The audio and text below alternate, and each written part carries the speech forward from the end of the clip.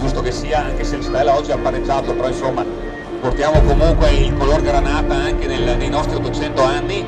Scopriremo il simbolo degli 800 anni qui a Marco.